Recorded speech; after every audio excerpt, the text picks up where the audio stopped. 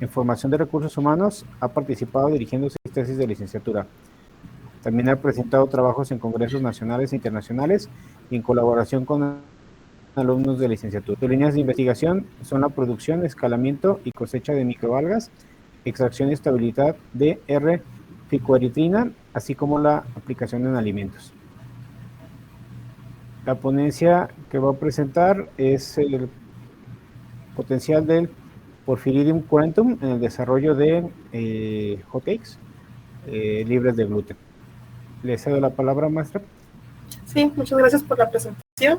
Y bueno, como ya acaba de mencionar, el título de mi trabajo.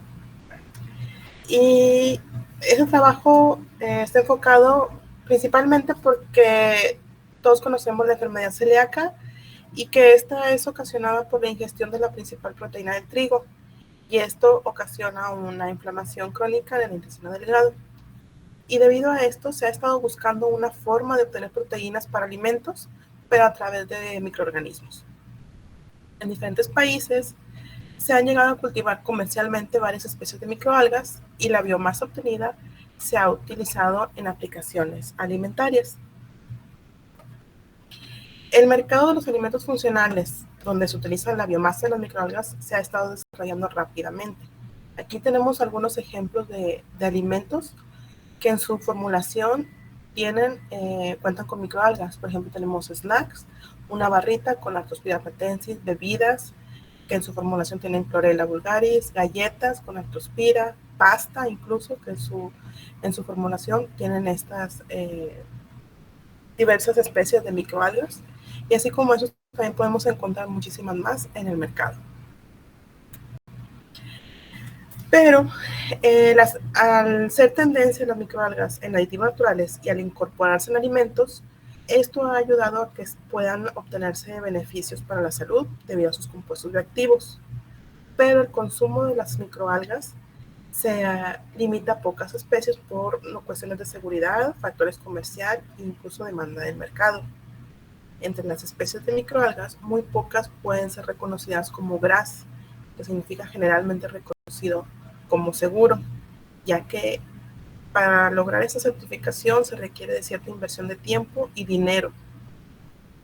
Algunos ejemplos de especies de microalgas que pueden tener esa certificación: Artospira pratensis, Chlamydomonas regnari, Chlorella vulgaris, podemos ver ahí. Y el último, Porphyridium cruentum, que es la microalga de este estudio. La Porphyridium cruentum es una microalga roja marina con células esféricas y sin pared celular. La capa externa de las células de esta está envuelta por polisacáridos. Esta microalga puede acumular sustancias activas como exopolisacáridos y ácidos grasos poliinsaturados y ficoeritrina. Aquí en el cuadro 1 podemos ver la composición de Porphyridium cruentum. Tiene un buen porcentaje de proteína, pero lo que predomina en esta microalga es su elevado porcentaje de carbohidratos. Incluso es de las que tiene más carbohidratos que otras especies. Por lo tanto, el objetivo de esta investigación fue evaluar la adición de la microalga Porphyridium cruentum en hotcakes sin gluten. Los materiales que se utilizaron: se consiguió una harina sin gluten comercial, y la biomasa de la microalga se obtuvo de un cultivo que consistió en tener bajo radiación continua, un fotoperiodo de 12 horas, cierta intensidad de luz, cierta temperatura, y con el medio F2M, que básicamente es como una agua marina artificial, que es en donde crece esta microalga, que se caracteriza por crecer en el fondo del mar. Entonces, eso se utilizó para crecer la microalga, y ya que se cosechó, se secó la biomasa y se utilizó biomasa seca. Para la preparación, como he dicho anteriormente, se utilizó una harina sin gluten comercial, que prácticamente serían los primeros 8 ingredientes en la composición en porcentaje de la harina comercial, y solamente le agregamos un endulzante, huevo, leche y la biomasa. Damos un control, un 2 y un 4% de biomasa. La preparación fue mezclar los ingredientes, se pesaron 50 gramos de la masa cruda y se buscó con un molde que cada uno de los cupcakes tuvieran 8 centímetros de diámetro para que hubiera uniformidad. Se cocieron en un sartén a 75 grados y cada lado duró su cocción 17 minutos. Entre los análisis que se hicieron fue humedad, cenizas, pH, pérdida por cocción y proteína. También se realizó análisis de perfil de textura, se midió el color y se realizó una evaluación sensorial. En la evaluación sensorial, el olor, color, sabor, dureza y aceptación general se evaluaron con 25 panelistas. El diseño experimental que se utilizó fue un análisis de varianza de un factor y una comparación de medias con la prueba de Tukey, con el software estadístico Minitab. Los resultados que se obtuvieron, podemos ver aquí que en humedad no hubo diferencia estadística significativa ni en pérdida por cocción. En cenizas vemos que conforme se le agregó la biomasa de la microalga, fue aumentando el porcentaje de cenizas. De 0.9 de nuestro control hasta cuando le agregamos 4% aumentó a 1.83. Y el pH también se incrementó. Nuestro control que fue de 6.8 hasta un pH de 8 y 8.52. Esto lo podemos comparar también con otros estudios que se hicieron en un pan sin gluten, pero con Spirulina pratensis. Los resultados de cenizas fueron mayores en ese estudio. En todas las cenizas hubo unos mayores valores de humedad, aunque usaron la misma concentración, 2 y 4%. En la pérdida por cocción en clorela, en un pan sin gluten también, fue menor. Pero también el aumento del pH, que nuestro control fue el de 6.8 o hasta 8, tenemos que tomar en cuenta que el medio donde creció la microalga fue de 8 y eso puede incrementar gradualmente. En la proteína, aquí tenemos los resultados, los hicimos tanto en la masa cruda como ya en cocción. Y si podemos ver aquí en la figura 2, el color tanto de la masa cruda, que sí se vio un incremento en el color al agregar la biomasa de la microalga, pero en la cocción a lo mejor se perdió, no se notó tanto la diferencia. Entonces podemos ver el porcentaje de proteína que, por ejemplo, ya con cocción, del control, porcentaje de proteína fue de 10.65, se incrementó hasta 11.43. La proteína al agregarse el 4% de la biomasa de la microalga. Pero en otros estudios, cuando se le agregó un 3%, en este caso con Artospira pratensis, ellos alcanzaron hasta un contenido de proteína de 18%, tomando en cuenta que la espirulina, la Artospira pratensis, tiene una mayor cantidad de proteína que la Porphyridum cruentum, que la que se agregó aquí. Y con otras especies de microalgas también se puede obtener hasta un 18% de proteína en pan. En cuanto al color, ¿cómo influyó? La principal razón por la que se eligió esta microalga para evitar tener un color verde en un pan o en una galleta, que es lo que puede ocasionar una espirulina o una clorela. Y aquí podemos ver la vista de cada uno de los colores, que no afectó mucho la apariencia del food case. Y la luminosidad disminuyó, por ejemplo, en el día 0 de 45, y conforme se le fue agregando la biomasa fue disminuyendo. El control, en el día 3, control y 2% sí disminuyó, pero el día 4% hubo un ligero aumento.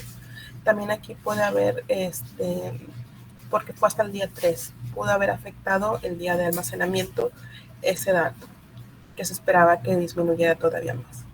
Y sí, en otros estudios coincide que cuando se agregó algas pardas a un pan sin gluten, el valor de L y B también disminuyeron. En cuanto a la textura, aquí se analizó la textura, la dureza, la cohesividad y la masticabilidad de cada uno de los tratamientos por el día de elaboración y hasta el día 3. Vemos que la dureza en el control fue muy alta y fue disminuyendo conforme se fue agregando la biomasa. En la cohesividad no hubo diferencia estadística significativa, pero en la masticabilidad sí fue disminuyendo conforme se le fue agregando la microalga. Y para el día 3, pues sí, los valores fueron variaron un poquito en dureza y en masticabilidad, probablemente por los días de almacenamiento, ¿no? Que fueron varios. Y si lo comparamos por ejemplo, con muffins sin gluten, donde ellos le agregaron fibra, ellos tuvieron una dureza de 17.24, todavía fue menor, su cohesividad también fue menor y la masticabilidad también tuvo valores menores. Y en la evaluación sensorial, aquí nosotros evaluamos olor, color, sabor, dureza y aceptabilidad general. Aquí, si se fijan, la aceptabilidad general del control fue de 4.44. A pesar de no tener diferencias estadísticas significativas entre los tratamientos, el tratamiento que tuvo un mayor valor fue del 4%, fue de 4.68. Aquí podemos ver que hubo una buena aceptación por parte de los panelistas para aceptar este hot case, adicionándole hasta un 4% de microalgas. Tomando en cuenta que generalmente al incorporar una baja proporción o una baja concentración de microalgas, siempre es mejor debido al fuerte sabor de una microalga seca. ¿Qué podemos concluir con este estudio? Bueno, que aquí podemos observar que el porcentaje de proteína, cenizas y pH en los hotcakes sin gluten incrementó. La evaluación sensorial no tuvo diferencias estadísticas significativas y que sí tuvimos una aceptación al agregar un 4% de la microalga. Y esto que nos lleva a demostrar el potencial de incorporar biomasa de Porphyridium cruentum en un alimento, no solamente incorporar espirulina, clorela, también esta microalga puede ser factible para incorporarse a cualquier otra matriz alimentaria. Y por mi parte sería todo. Muchísimas gracias.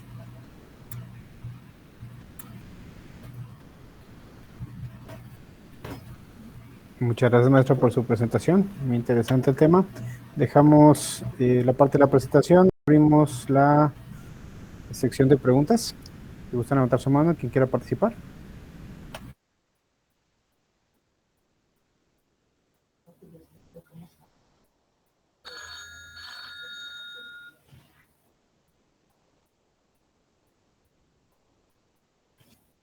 Maestra Fabiola.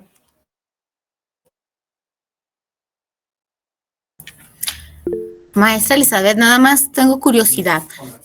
¿Las microalgas tienen un sabor característico? ¿Cambian el sabor original de los pancakes que nos mostró? Sí tienen un sabor característico. Sí lo cambiaron. Específicamente esta microalga, como es una microalga marina, por así decirlo, tiene un sabor fuerte, tanto que es microalga marina y el medio donde se cultiva es fuerte, pero al encontrar la combinación con la harina sin gluten, no sé si alguien la haya probado, esa combinación sí favoreció específicamente a este alimento.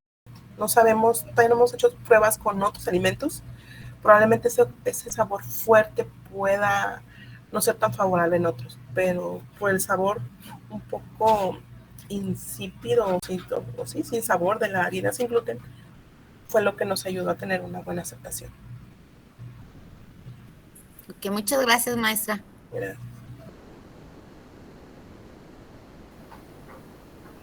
Muy bien, ¿alguna otra pregunta?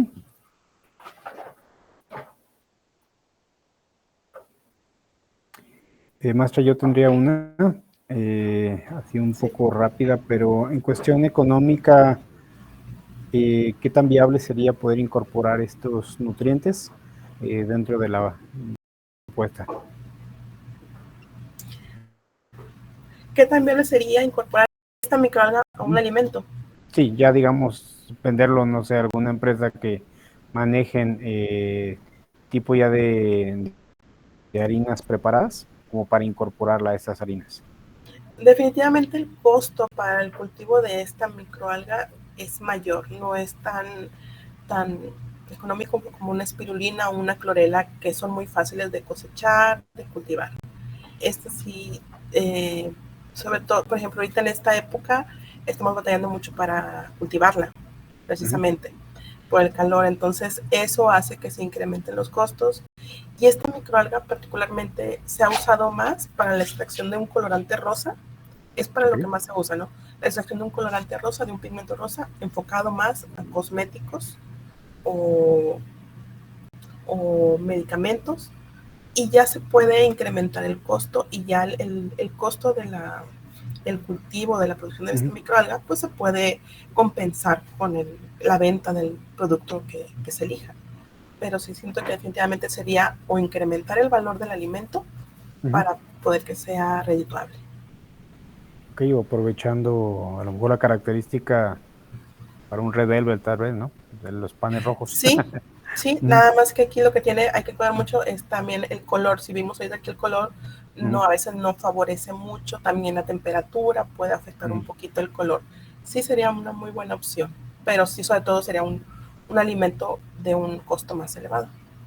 Ok, muy bien, muchas gracias. Gracias. ¿Alguna otra pregunta?